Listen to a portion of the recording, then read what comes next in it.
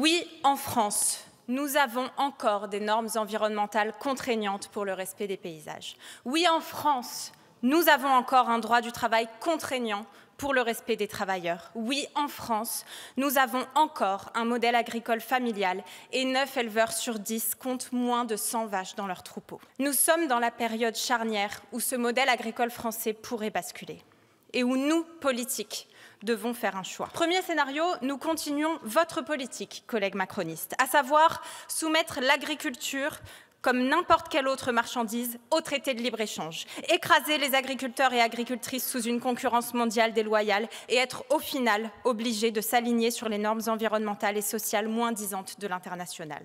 Et pour cause, nos élevages familiaux français de 100 vaches ne résisteront pas aux fermes de 10 000 bœufs aux hormones du Brésil. Ce scénario, malheureusement, il est déjà bien engagé.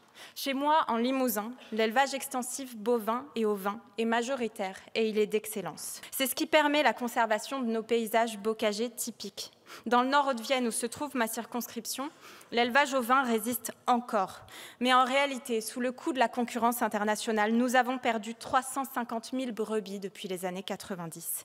Et derrière ce chiffre, c'est une ferme par jour en moins que compte le Limousin, depuis 10 ans. Avec le traité de Mercosur, l'élevage bovin s'attend à connaître le même déclin. Alors de nouvelles fermes commencent à voir le jour. Parfois ce sont les industriels de l'énergie qui les tiennent debout, parfois c'est l'agro-industrie qui rachète les terres, mais la transformation est en marche et c'est au détriment des paysans. Mais ce scénario engagé, il n'est pas inexorable, il n'est pas inévitable, il est la conséquence de choix politiques, de vos choix politiques. Car il existe une autre solution, et c'est un gros mot pour vous, ça s'appelle le protectionnisme. Oui, nous conserverons nos normes sociales et environnementales contraignantes qui font de l'agriculture française ce qu'elle est encore aujourd'hui, un modèle familial qui fait vivre nos territoires ruraux et préserve nos paysages. Mais si nous imposons cela aux agriculteurs et aux agricultrices, nous leur devons protectionnisme.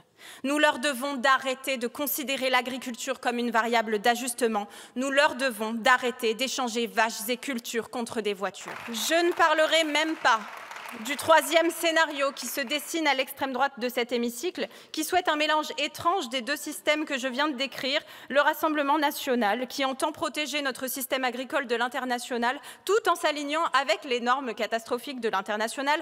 Vous avez proposé des amendements en ce sens auxquels je poserai bien évidemment un avis défavorable. 99 000 tonnes, c'est la masse de viande bovine que le traité de libre-échange UE-Mercosur prévoit de laisser importer en Europe. Emmanuel Macron n'a rien fait et ne fait rien pour s'opposer à ce traité de libre-échange.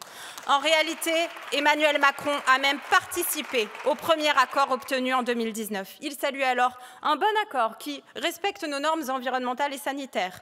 Encore jusqu'en 2023, le gouvernement invitait à ne pas jeter l'accord à la poubelle et à évidemment le conclure. Alors c'est vrai, depuis l'explosion de la colère agricole, le discours gouvernemental a un peu changé. Vous dites soudainement ne plus vouloir de l'accord, mais ne plus vouloir de l'accord en l'état. Lisez en sous-texte, quand le gouvernement aura obtenu 2 ou 3 clauses miroirs de la part de Bruxelles, vous laisserez passer l'accord. Or, ces clauses miroirs, vous le savez tout comme moi, elles sont inefficaces. Il existe déjà des mesures miroirs aujourd'hui avec le Mercosur et l'Union européenne a révélé il y a peu qu'elles n'étaient pas respectées. Déjà hors traité, l'UE importe du bœuf aux hormones, ce qui est normalement interdit car les contrôles sont insuffisants et qu'il y a de la corruption de contrôleurs. Alors à la France insoumise, notre position est claire depuis le début. Nous ne voulons pas de traité de libre-échange avec le Mercosur, qu'il y ait des clauses miroirs ou non. Et il nous fallait, à l'Assemblée nationale, un texte qui dise cela sans ambiguïté sur les clauses miroirs, qui invite à une opposition ferme et définitive, qui demande à la Commission européenne de soumettre l'accord à un vote à l'unanimité des États membres pour que la France ait un réel pouvoir d'opposition à ce traité. C'est ce qu'Emmanuel Macron aurait dû faire depuis longtemps, et c'est le texte que nous vous présentons aujourd'hui.